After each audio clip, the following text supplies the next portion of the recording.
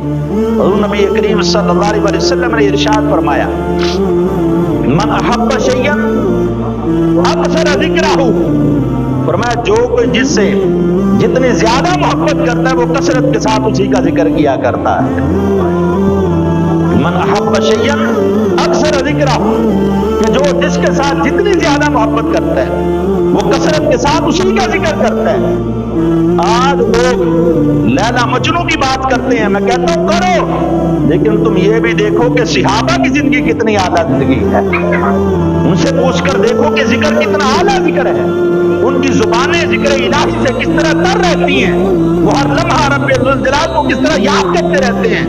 جب ہم صحابہ کرام علیہ مرضوان کی زندگی پڑھتے ہیں تو پھر پتہ یہ چلتا ہے کہ حقیقت کے اندر ذکر ہے کیا۔ تو پھر ذکر الہی کا سرور لینا ہو،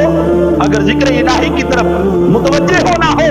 تو پھر اس بات کو اپنے ذہن نشین کر لیں کہ صحابہ کی زندگی پڑھ کر دیکھو کہ انہوں نے ذکر الہی کیا کس طرح سے ہے، انہوں نے ذکر الہی کیا کس طرح سے ہے، تو پھر پتہ یہ چلے گا۔ چونکہ آج یہاں پر ہم دنیا داری کے معاملات ہوتے ہیں تو بات کر جاتے ہیں کہ جب بھی کبھی مجنوں کی بات ہوتی تو وہ کیا کرتا، وہ جب بھی اس کو دیکھو تو لیلا کی بات کرتا رہتا، حالانکہ حضرت سیدنا عثمان غنی رضی اللہ عنہ ان کے کلمہ پڑھنے کا جو سبب تھا ان سے پوچھا گیا نا کہ آپ کے کلمہ پڑھنے کا سبب کیا بنا، تو پھر حضرت عثمان غنی رضی اللہ عنہ کیا فرماتے ہیں، آپ فرماتے ہیں کہ حضرت ابوبکر صدیق رضی اللہ عنہ کثرت کے ساتھ میرے سامنے جب بھی بیٹھتے تو مدینے والے کی باتیں کیا کرتے تھے، جب بھی میرے سامنے بیٹھتے رسول اللہ صلی اللہ علیہ وسلم کی شانیں بیان کرتے، آقا علیہ الصلوۃ والسلام کا ذکر کرتے رہتے، تو آخرکار ایک دن میرے دل کے اندر بھی محبت پیدا ہوتی۔ تو دیوانہ اس کو کہا جاتا ہے